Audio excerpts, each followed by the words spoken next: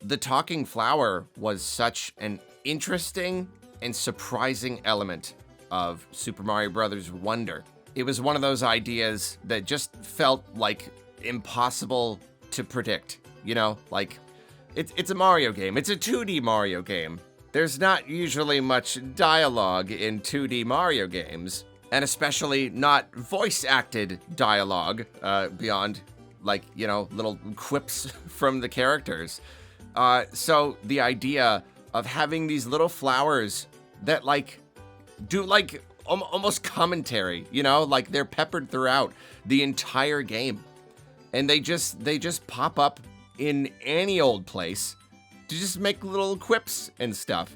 And you know, as I talked about in my review, the idea had the potential to be like really, really annoying. But I actually ended up liking it. I thought the little flower was pretty funny. It was fun. And it was a weird idea, something that I would not anticipate Nintendo doing, and yet it kind of worked because it was Mario Wonder, because it was all about being weird and kind of like psychedelic and surprising. It was all about novelty, about just doing new things.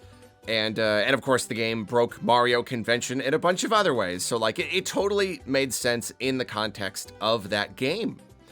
And so I really, really did not anticipate that Nintendo would want to use that flower anywhere else. I really thought like that was just a Mario Wonder thing, like, period. And yet now the talking flower is in Super Mario Party Jamboree Nintendo Switch 2 Edition plus Jamboree TV. It's just kind of like your little friend who just like hangs around the other characters, presumably quipping, you know, like kind of sits there on the roller coaster in the roller coaster mode, just kind of around, you know? And I think it's really interesting that it wasn't in the base game.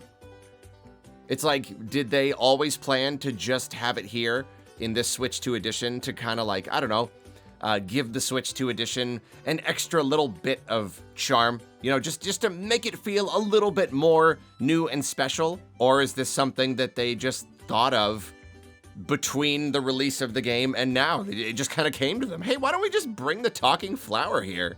I don't know. I don't know what inspired them to do it. But here it is. And it's even 3D. You know, in Mario Wonder, it's always like you only ever see it from one angle. And so now we get to see a little 3D guy. And I do like the idea. Again, I like the flower. And it's just kind of a cool little, it's a fun little Mario idea. Just a little quippy flower. I like the design. I like how it's just like the eyes, and then the circle is just kind of like the flappy mouth. It's a cute little character. But really the big takeaway here is that now that they have put the talking flower into another game, that like, I mean, that kind of just canonizes the talking flower as a Mario character, you know? I mean, essentially any Mario character in any game could potentially pop up again later. But like, we're used to characters that are just unique to their respective games that pop up in the game and never really pop up again. I mean, Mario fans, we are well aware of this fact because there are so many wonderful characters that we would love to see, and yet like they never reach beyond their games. Mario Odyssey is a really great example of characters that just, I thought Cappy was gonna become a permanent friend of Mario. I think the Broodals are really fun. They could be kind of like the new Koopalings for a while, and yet none of those characters have escaped the confines of that game. And of course, just over the years, it's always like, oh, bring this beloved Paper Mario villain or character, bring them to a new game. But it doesn't always happen, and we don't know exactly what makes Nintendo decide to go one way or another. But like, yeah, I don't know, this talking flower, I really did not expect it to pop up in any other games. But now that it has, I mean, technically, it could just be here. It could be that we'll never see it again, and they just thought it would be cute here, and that's it. I don't think so, though. I don't know. the fact that they have done it, that they have put it into another game, I think that really does just mean that this is a Mario character now. I think maybe not every single game, but I really wouldn't be surprised if we saw this little thing pop up pretty consistently. Because again, it's good design, it's cute, it's a cute idea, just a little thing that's just it can just be anywhere, as it was in Mario Wonder. It could just be growing in any place, and it's actually funny because in Mario Wonder, it is not one character.